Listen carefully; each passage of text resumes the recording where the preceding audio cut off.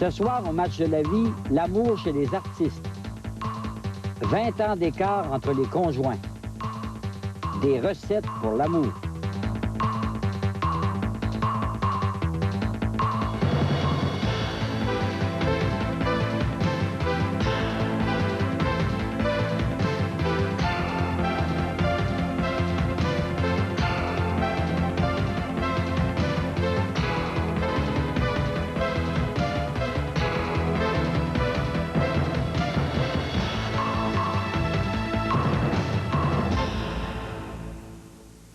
Madame, monsieur, bonsoir. Bien, ce soir de Saint-Valentin, laissez-nous vous offrir en images, au moins, ces fleurs du Jardin botanique de Montréal, en souhaitant qu'elles se joignent à d'autres que vous avez reçues ou offertes au cours de la journée.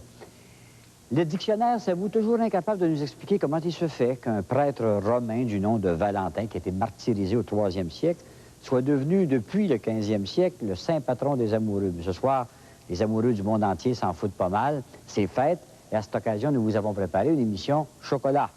D'abord, l'amour chez les artistes. 2 couples célèbres de notre monde artistique nous parlent de leur bonheur particulier. Et puis, on a la preuve que l'amour n'a pas d'âge, comment se bâtissent et durent des couples où il y a parfois jusqu'à 20 ans d'écart entre les 2 conjoints.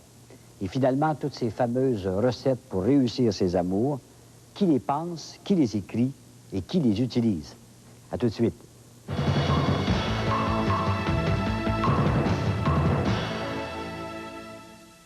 Ce soir, la 1500e d'Adlib, lancement d'un nouveau disque de Marie-Carmen et grande finale du concours Fais parler ton T-shirt. Du Forum de Montréal, Adlib ce soir à 22h.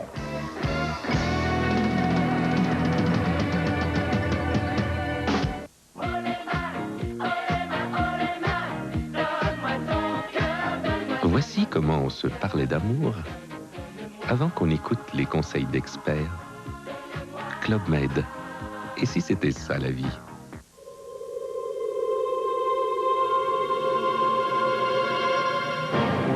Pourquoi tant de propriétaires de Honda Accord insistent-ils pour acheter et acheter encore la même voiture?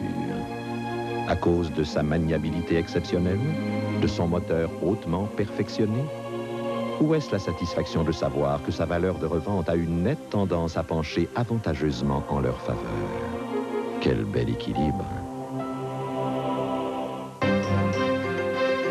Il était une fois le pays du fromage canadien. Un pays délicieux où le grand cheddar débordait de saveur, où le mozzarella tout doux coulait et le parmesan tout fin neigeait.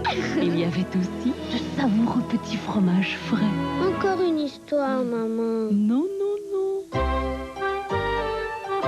Du fromage, s'il vous plaît.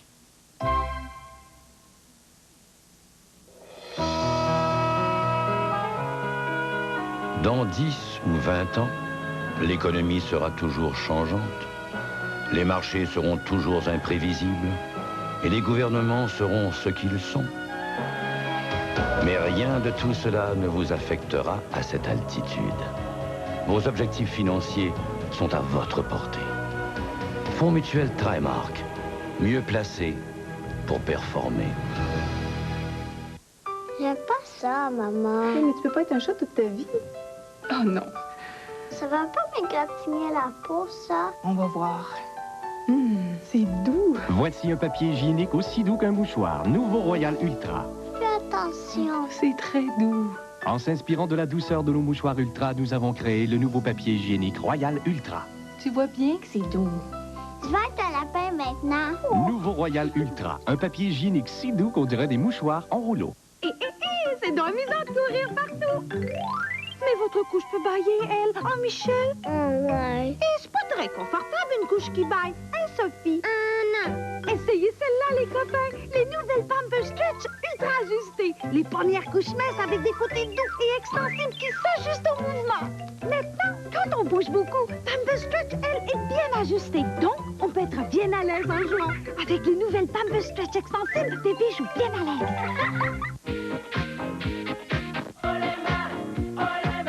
Voici à quoi ressemblait la vie quand on prenait le temps de la vivre. Club Med. Et si c'était ça la vie?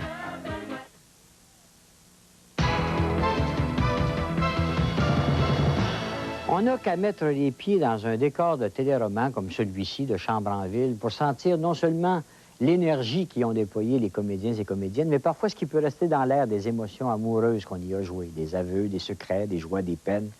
Ce sont des amours, bien sûr, qui s'éteignent en même temps que les réflecteurs, mais d'autres survivent à l'extérieur des studios. Il y a des couples célèbres qui se sont formés sur un plateau de télévision ou de cinéma, qui se sont inscrits dans la vraie vie des comédiens et comédiennes, pour le meilleur et pour le pire, comme pour tout le monde. Mais on a du mal à les imaginer comme tout le monde. On leur prête une dimension qui nous intrigue. Et en fait, une vedette qui vit avec une autre vedette, ben, c'est un couple qui va être soumis à beaucoup de curiosité, de surveillance, à tout le moins à des entrevues. J'en ai parlé avec un beau vieux couple de notre milieu artistique, Yvon Deschamps et Judy Richards. Et nous sommes venus ici, dans ce décor, pour y rencontrer Lola Corbeil, c'est-à-dire Anne Dorval, qui y attendait son mari, non pas Pete Béliveau, mais Marc-André Coallier. Quand on parle d'amour qui viennent au monde sur un plateau de télévision, vous êtes un bel exemple. Hein? Je pense qu'il y en a beaucoup dans ce milieu-là. C'est vrai. Parler de ça. Ouais, mais on s'est connus comme ça. Ben, je sais pas, c'est quand même notre vie privée qui était sur l'écran, finalement. Mais, on le voit, oui. voit aux producteurs et aux auteurs. C'est incroyable. Guy Fournier, de l'or et le papier. Merci, ben Guy. oui. On s'est connus là-dessus. Je connaissais Anne parce que je fréquentais beaucoup Francis Redé, qui est un de mes bons chums, et Anne fréquentait Francis. Alors, des fois, j'avais des nouvelles de Anne Dorval par Francis Redé, mais non, sinon... Non, on ne pas vraiment. On s'était croisés une fois, puis on s'était dit elle me bonjour, connaissait comme animateur. Alors, je la racontez-nous le comme coup de comédienne. foudre, alors, le vrai coup de foudre. Vous avez senti... On s'est taquiné sur le tournage. On s'est taquiné sur le tournage. On s'entendait pas du tout. On a fait toutes les scènes de querelle le premier mois et les scènes de couchette et de réconciliation le deuxième mois. Et c'est là que finalement on s'est dit, coudonc, elle est drôle, elle, c'est le fun. On s'entendait bien, mais... Moi, elle me trouvait, je pense que ma plus grande qualité, c'est qu'elle me trouvait rafraîchissant. Bon. Tout léger, aimant la vie. Alors, et cher Anne, monsieur, on vous le fait pas dire. On me le fait pas dire. Et Anne était quelqu'un d'un petit peu plus, pas austère, mais la vie, c'est sérieux. La vie, c'est le suicide. Alors, c'était comme l'eau et pas l'eau et le feu, mais l'eau et le vent. C'est un petit peu... mêlés ensemble. Vous voulez dire dans le rôle que vous faisiez? Non, dans la vie. Dans la vie. Je trouve un petit peu... Ça avait l'air trop facile, la vie, pour moi. Oui, voici mon épreuve. Très léger. Voilà, je suis son épreuve. Non, mais je le trouvais léger, puis je me disais, voyons, il est comme inconscient, il connaît, je sais pas, un manque de conscience qui m'énervait un petit peu au début. Et ça, Anne, tu découvrais ça pendant le tournage, Je au fur et à découvrais ça mesure où tu pendant le le tournage, oui. Mais finalement, c'était pas un manque de conscience à 100%. C'était quelqu'un qui aimait vivre profondément, qui avait besoin de rire, qui avait besoin de surprises. Et ça me fait beaucoup de bien, moi. J'avais besoin de ça, je pense, parce que j'ai tendance à peut-être être un petit peu plus sombre, à voir les choses très dramatiques. Et ça me fait du bien. Ça m'aide à vivre beaucoup. Ça, c'est moi, ça. Ça, c'est toi, oui. Ça, c'est moi. Quand t'as dit ça, c'est moi. Et toi, tu l'as choisi parce que tu savais qu'elle tricotait bien. J'arbore fièrement un cadeau d'anniversaire de mes 31 ans. Une création. Et comme c'est la Saint-Valentin aujourd'hui, je me dis, je vais le porter. Mon ami. Anne a beaucoup de qualités. Anne a le don, justement, de me mettre en pleine face les choses sérieuses. Parce que moi, je ne veux pas dire que je suis jamais sérieux. Je suis des fois très sérieux, mais il y a des choses que je n'aime pas vraiment oublier. Oui, ou juste passer rapidement. Anne va aller plus au fond des choses puis dire non, ça se passe de même. Sauf que Anne, il faut la retenir des fois parce qu'elle est d'un extrême à l'autre. Tu sais, c'est toujours... c'est une fille intense. Autant dans son jeu que dans la vie, très intense. Moi, je vais plus dire, écoute, la vie, c'est ça, mais c'est pas juste ça. Ça fait quand même 28 ans. Ça fait un beau vieux couple, ça, je crois. C'est vrai, mais il faut dire que Jody était bien jeune. J'aurais pu mériter une fouette, moi, là, dans ce temps-là. Ben oui, hey, elle était mineure quand on est... Quand vous êtes connus? On s'est rencontrés, j'avais 17 ans, puis on a une fille qui vient d'avoir 17 ans, puis si jeune. Elle amène un beau petit vieux de 30, je sais pas combien d'années à la maison. Alors, comment ça se fait? C'est pas vrai, mais quand même... 28 ans plus tard, on a besoin de se faire renouveler la mémoire. Comment ça s'est produit, ce coup de foudre-là? Ah, ben, c'est arrivé... je faisais un spectacle... La vérité, là. Oui, absolument. On appelait un show industriel dans ce temps-là. Dans ce temps-là, les grosses compagnies avaient de l'argent, qui montaient des gros spectacles de promotion là, pour leurs employés. Et c'était, je pense, un saut ou quelque chose de même, là. Et c'était une vraie comédie musicale. Il y avait une vingtaine de chansons, des danseurs, toute l'affaire. Alors, eux autres, la troupe anglophone, parce que Jodie est torontoise, eux autres, ils faisaient tout le Canada, Vancouver. Mais en arrivant à Montréal, les 2 jours à Montréal, ils changeaient tout le cast anglophone. Oh, et là, ils prenaient des francophones. Mais les autres restaient, les danseurs, les danseuses, les musiciens. Et Jodie, elle est arrivée, parce qu'elle sortait du Ballet national à ce moment-là. Elle est arrivée une semaine d'avance pour nous montrer la chorégraphie. Il y avait moi, Jacques Godin, Yvon Dufour. On a eu du fun. Et c'est comme ça qu'on s'est connus. Puis on était en répétition, puis cette belle popoune-là est rentrée. Et puis, je suis tombé en bas de ma chaise. Mais je me disais, ça n'a pas de bon sens, je suis dans la trentaine, une jeune fille de même, tu sais. Et toi, Judy? Tu Moi, c'était pas un coup de foudre, on dit la vérité.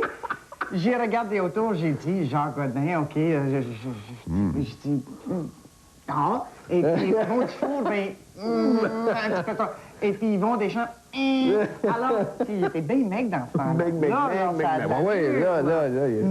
ce temps-là, il était très... Alors, j'ai dit, fiouf, là, tout est parfait, je peux travailler tranquille.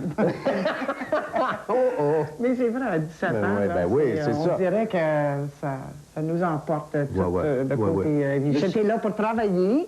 J'ai dit, fiouf, j'aurais pas de problème avec ce gang. Alors là, vous êtes resté en contact, l'échange de numéros de téléphone. Oh non, non, non, ça c'est avant que je quitte, là. Je veux dire, c'était fait déjà, avant qu'on finisse le show. Oui, ça s'est fait dans la semaine, quoi. Oui, déjà, t'es vite en affaires. C'est ça. Et bien oui, c'est ça. Puis là, elle est revenue pour un autre spectacle, peut-être un mois plus tard. Et on s'appelait tous les jours, puis elle venait à Montréal et tout le temps. Et on dépensait des fortunes en téléphone, ou je venais en train ou en avion. En avion, plusieurs fois, des fois. Ça n'a pas de bon sens. Ça n'a pas de sens. Ouais. Mais c'était le vrai coup de foudre, donc? Pour moi. À un moment donné, ça a fait comme plus qu'un... C'était pas un coup de foudre, là, comme ça, poum! C'était... à long terme, ça mûrissait là, bien. C'était comme un grand roman d'amour. C'est comme le grand amour. C'était le grand amour, mais pour moi, sans le coup de foudre. Il n'y avait pas un... Ça a pris combien de temps, justement, avant que vous sentiez que ça pourrait durer 25, 28, ou la vie, quoi? 25 ans, à peu près. Non, mais nous autres, là, je peux le dire, moi. Oui. Premièrement, on s'est séparés pendant plusieurs années. Alors... on n'a jamais pensé, même les premiers jours, les premières fois qu'on s'est parlé, comme tous les amoureux, on se disait, écoute, on est tellement bien que si ça dure 2 jours, ça dure 2 jours, puis si ça dure 2 ans, ça dure 2 ans, mais il n'y a pas de question que ça dure pour la vie, on ne pensera pas à ça, là. Alors, et je pense que petit à petit, et ce qui nous a éloignés l'un de l'autre, en fait, ce qui a fait qu'on s'est séparés à un moment donné, c'est qu'on s'est mariés. Et puis, pour Jodie, là, ça a donné un choc, elle a dit, hey! Voyons donc, je ne vais pas marier, moi, là, je suis trop jeune, puis je ne veux pas. Pourquoi avoir un papier? Oui. Puis en plus de ça... C'est vrai, le mariage a altéré votre relation. Oui, ça a changé la relation. Puis en plus, c'est que, il faut dire une chose, c'est que Jodie n'avait pas eu de jeunesse. Hein? En plus de ça, tu prends une fille... Non, mais regarde, Joe, tu prends une fille de Toronto, tu l'amènes à Montréal. Bon, là, elle a fait le ballet national, sa vie, c'était la danse, ses parents sont des artistes, son père est violoniste, tout ça. Elle a tout un milieu, là, déracinée complètement. Elle arrive ici, elle ne parle pas la langue, elle ne connaît personne. Donc, moi, j'ai été son seul univers pendant des années. Et finalement, quand, là, elle a appris la langue, après ça, elle a commencé à travailler, elle a senti le besoin d'être autonome, je suis sûr de ça, de dire, hey, je vais me faire une vie, puis on verra après. C'est ça qui est arrivé. Aviez-vous les enfants à ce moment-là? Non. Et d'ailleurs, moi, je pense que c'est là en tout cas, que moi, j'ai réalisé, ça va faire. Je savais que c'était l'homme de ma vie. Ça, c'était fait, là, déjà, j'avais peut-être 18 ou 19 ans.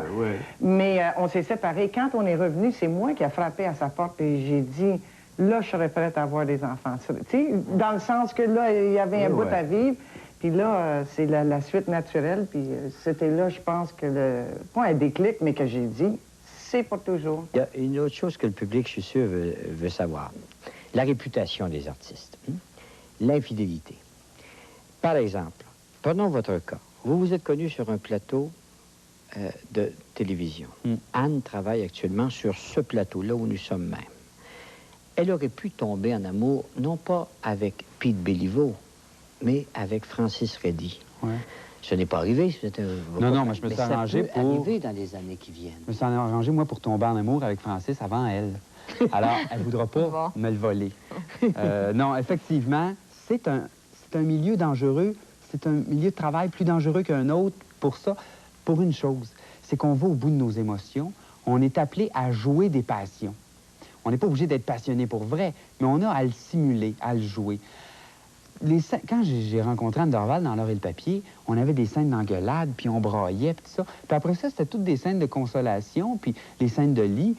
Je suis tombé en amour avec ce fille-là. Mais ça peut arriver. Je suis tombé en amour avec la comédienne. Ça peut arriver avec un autre comédien qui jouerait la même situation. Oui, mais il y a un vieux dicton dans la vie qui dit « Si tu prends pas soin de ta blonde, quelqu'un d'autre va le faire à ta place. » Alors, c'est vrai au travail ou c'est vrai n'importe où. Si Anne a à aller voir ailleurs dans son métier parce qu'elle tombe en amour avec quelqu'un d'autre, c'est parce qu'en quelque part, il y a peut-être des petits manques dans notre couple. Je dis pas une aventure. Des fois, une aventure, ça veut pas dire qu'elle tombe en amour avec quelqu'un et elle veut partir vivre avec. Ça veut peut-être dire qu'elle a le goût de prendre l'air. Là, reste à savoir si le couple permet ça. Est-ce qu'on est un couple qui permet des escapades? On s'en est jamais vraiment parlé, mais on a comme mis les choses sur la table, puis on a dit, écoute, on préfère... Non, moi, je pense pas que le couple a à permettre ou ne pas permettre certaines choses. C'est une question de tempérament de chaque individu.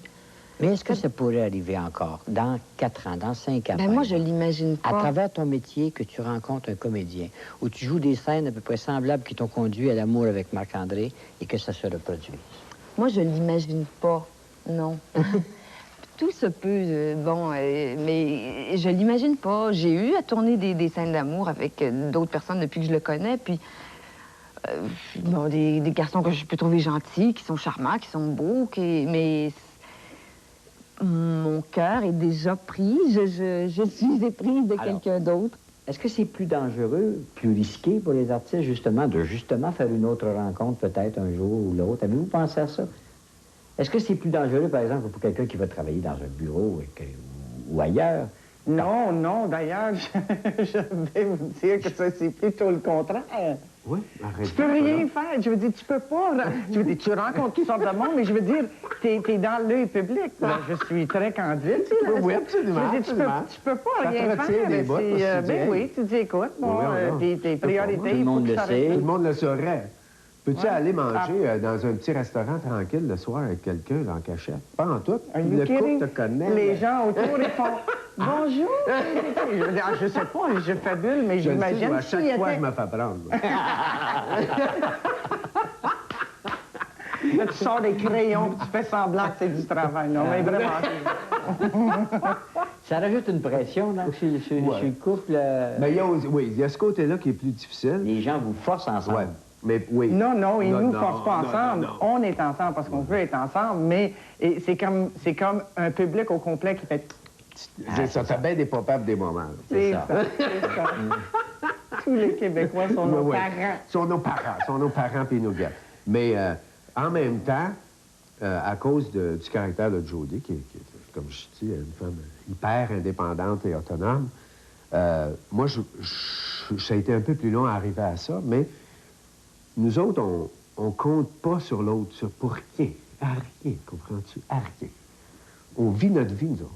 Chacun vit notre vie, mais on est ensemble, puis on veut que ça soit de même, puis on veut être ensemble. On veut mourir ensemble, on veut vieillir ensemble. Je veux y croire parce